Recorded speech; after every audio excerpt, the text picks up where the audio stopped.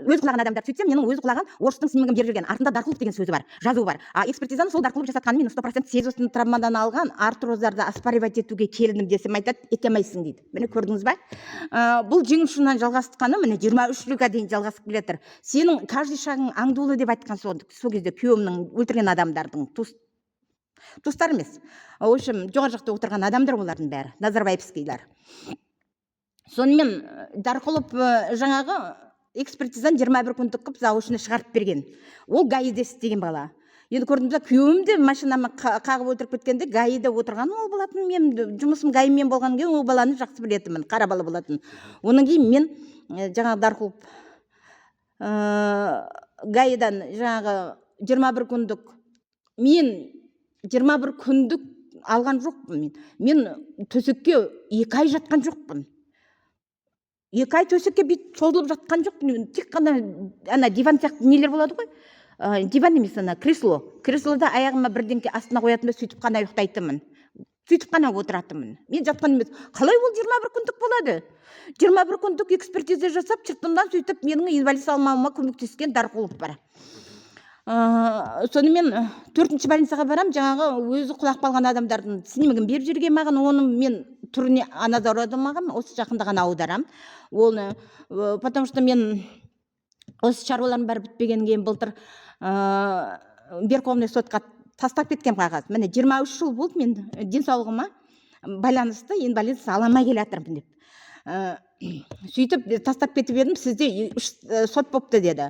Үш сот бопты деді. Ну и что дедім, сот болса сот бола берсін, соттың үстіне жазам арызды дедім.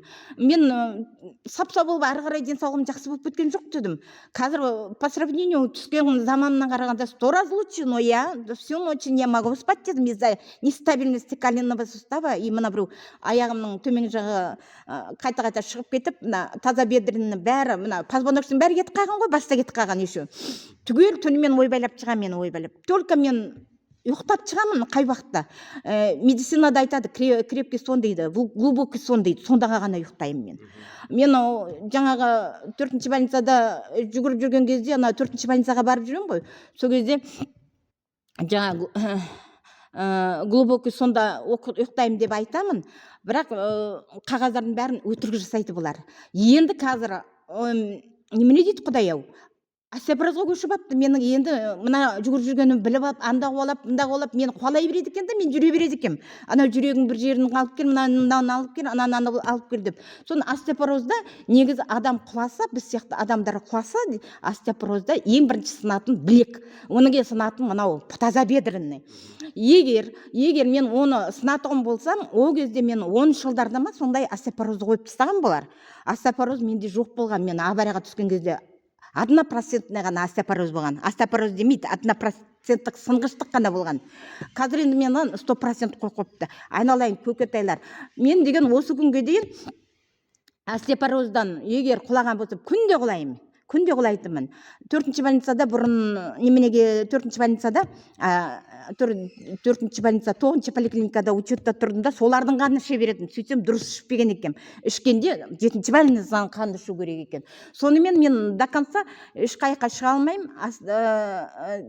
Травматологтар бізге жаңа форма 1 алып кел дейді. Форма 1 енді қалай алам? Оны мен екінші рет производственный травма считается деп айтайыншы. Екінші рет мен бізде 7-ші больницада 2009-10-дарда түгел ремонт жүректі лифтің бәрін ауыстырады.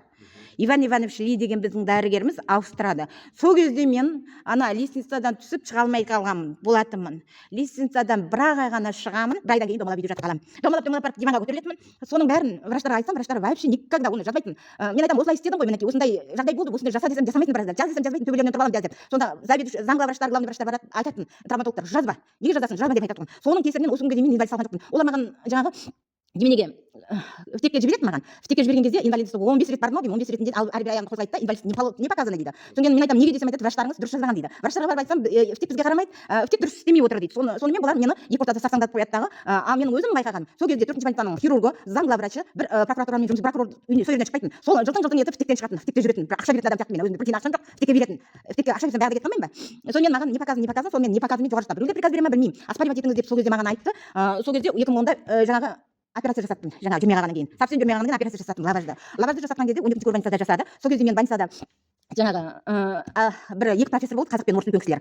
Сол профессор қарап отырып айтты: как будто она вчера аварию попала деп жаңағы снимкті көрсетіп жатыр да. Сөйтсе орыс да деп сөйтіп жатыр. Оған внимание опять не қалған жоқ. Ойладым, операция жасасам тәуір кетемін, құрсын сол авариясы деп операция жасаттым. Содан лаваж жасағанда мына тіземнің мына жерінен ғана нетіп ішінде мусорларды аламыз деді. Сынған мусорлар, қыраштардың бәрін алып тастапты. Сөйтсем түгел қырашты алып тастапты мусормен. Сені эндопротезге дайындап қойдық, 2 неделяден кейін эндопротез жасап береміз деді. Ал мен ол неден кейін, операциядан кейін 5 ай балдақта жүрдім. 5 ай балдақты тастаған жоқпын. Мына жеріндегі немене кескен жері ашылып кете береді. Өстіп жаңағы етім жазылмай қойды. Етім жазылмай қалған эндопротезден мен отказ бердім. Эндопротезден отказ берсе, саған инвалидность бермейміз деп олар инвалидность бермей қойды. Одан жақсы болармын деп. Содан бастап мен жақсы болған жоқпын. Үйде домалап жаттым. 10 жыл жаттым. Сосын арасында өстіп сотқа беремін. Неше түрлі соттарға бердім.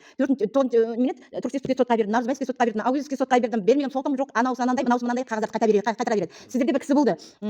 Неменеден фамилиясын ұмытып отырмын мен. Неден қайта тастады. Ана жерде тұрған ғой.